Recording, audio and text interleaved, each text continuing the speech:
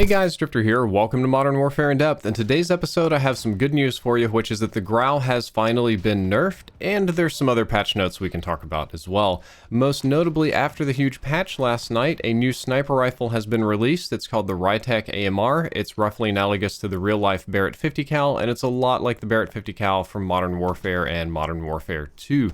Interestingly, you can kit this weapon with explosive or thermite rounds, which will deal damage to enemies even if you miss. The thermite rounds are normal, the explosive rounds travel a little slower, so you'll need to lead your shots a lot. But for whatever reason, they don't deal very much damage. As you can see from this little snippet of gameplay, it took a lot of those misses to actually kill somebody.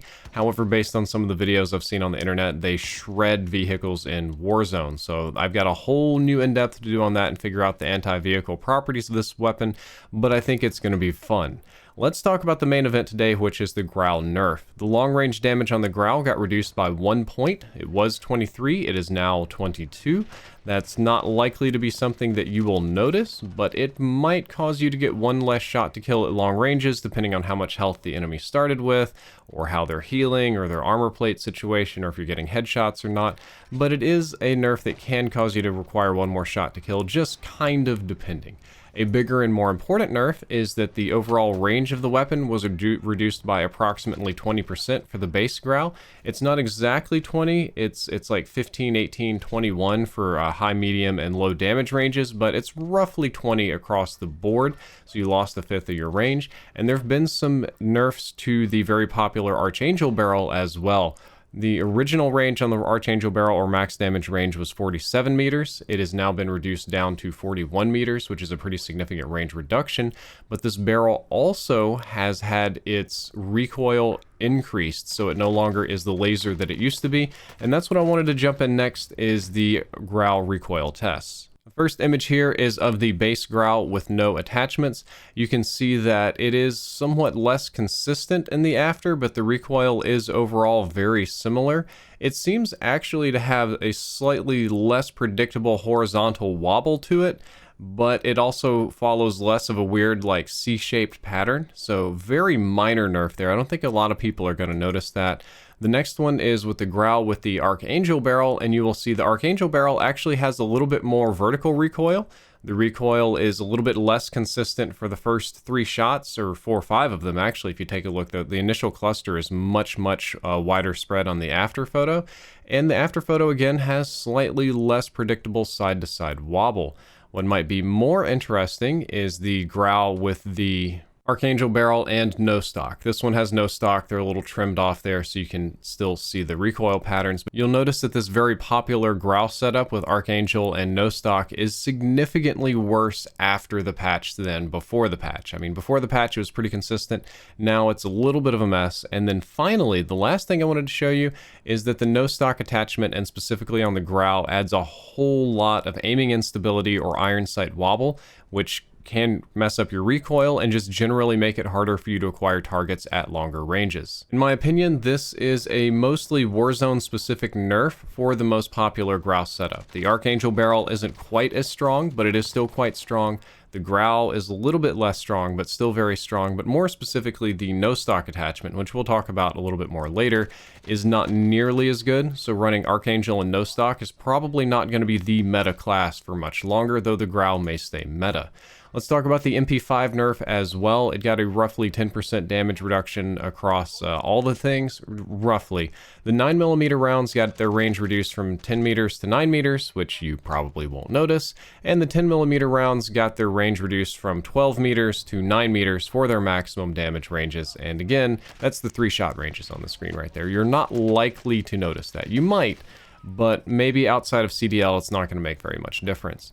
We have a recoil comparison before and after the patch of the MP5 with the 10mm rounds, since that's supposed to have changed.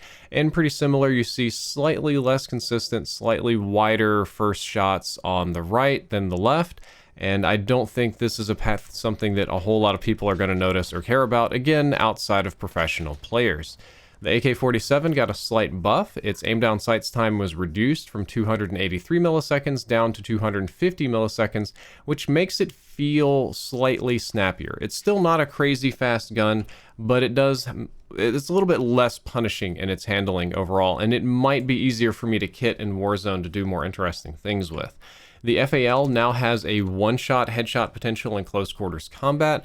This one requires a lot of further testing because I got to figure out exactly what the multiplier is. I got to see if it applies to stopping power. I got to see how it works in Warzone, because Warzone apparently has a whole bunch of different headshot multipliers sometimes. So I've got a lot of work to do with this one. The patch note says that the FAL has a one-shot headshot potential, and I'm going to roll with that because I could do a whole different episode on FAL body multipliers.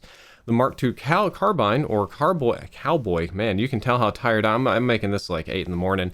Cowboy rifle is a damage range increase, so this got a buff. It was 19 meters to one-shot somebody, well, the base weapon with no barrels or monolithic suppressor or anything, and that got increased up to 23 meters, along with a slight movement speed increase. In my opinion, this does not make the carbine a good weapon. It does not make it a good DMR.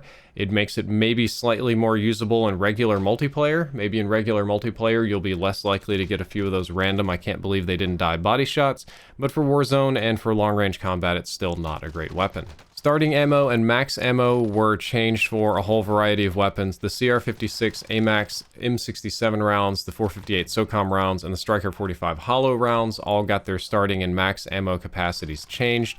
The Scar and Odin had starting and max ammo capacities changed as well, along with an increase in their base mags. Instead of being 20 for both of those, they're now 25, so the base weapon is a little bit better. You could probably call that a buff to the Scar and Odin, but only an overall minor one. There is now an increased range for the AX50. The maximum damage range before it falls off is a little bit further, but to be honest, it's such an extreme range weapon and you're probably going for headshots anyway. I'm going to say that you're unlikely to notice this. The Kar98 got a huge buff, in my opinion. The aim down sights time was reduced from 333 milliseconds down to 283 milliseconds, which is just, that makes this weapon way snappier and it makes it way more appealing to me in pretty much every mode. So the Kar98 got a great buff, and it got a 10% range increase, or damage range increase, before it falls off and it's not popping people anymore, which is good for multiplayer and good for Warzone. The HDR sniper rifle got tinkered with as well. It will now one-shot kill the lower torso at long ranges, which in my opinion makes that more valuable than the AX50 range increase. And if I can one-shot torso at long ranges, that just makes this whole HDR weapon much more valuable, and much more valuable in Warzone for long-range sniping as well. The Dragunov got a series of buffs. The aim down sights time was reduced from 450 milliseconds down to 383, which again is a huge buff, a very big improvement on that weapon. There's now a 2-hit kill minimum and a slight rate of fire increase, which I did not test today. That just comes straight out of the patch notes. I tested the ADS time, and I unfortunately did not have time to test the other two things. As you saw with the Grau with Archangel and No Stock, the No Stock attachment itself as a whole has now way more recoil and is very unstable when aiming. This attachment got significantly worse, or I should say its downsides got significantly worse.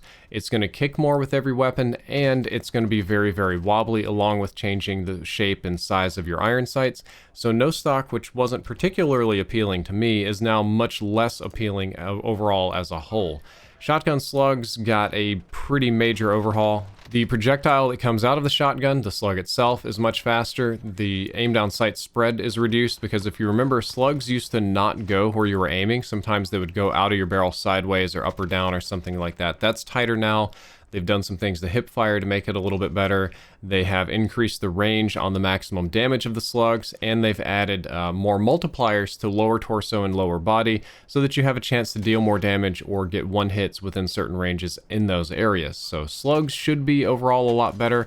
I can't say that I'm really wanting to test these or go into multiplayer with slugs. I'm kind of burned out on those overall. Not a big fan of slugs, but we'll be testing them and seeing what's going on. Overall, this has been a very solid patch for weapon balancing. We've done some things that I think needed to have been done for a long time. However, I think the Grau will still probably be king of Warzone. The Grau is still going to be the go-to weapon. It's going to be a little bit less oppressive, just base version in and of itself. But I think that the setup for the Grau is going to be different. Basically, the one that everybody loved, the professional competitive meta one was the Archangel barrel and the No Stock.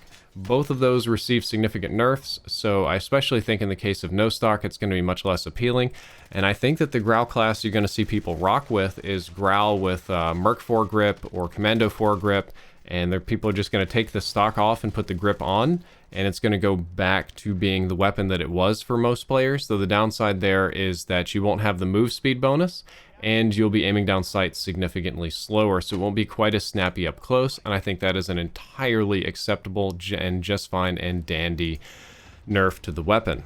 I think that the explosive rounds and the new sniper rifle may be the new anti-vehicle meta for Warzone. I've been seeing some early reports that they're breaking trophy systems as well because the explosive radius is wider than the trophy system, and I've seen them shred vehicles and do some interesting things. I don't know, I mean, they shoot kind of slow, so I think the leading is going to be hard, but I think that those are going to be popular. That's it for the patch notes video. I've been up all night playing with this. My brain is fried, my body is fried. I am going to upload this and get some rest, and I will be back maybe tomorrow with a Rytec AMR sniper rifle in depth. If you enjoyed, don't forget to like, favorite, and subscribe. Drifter out.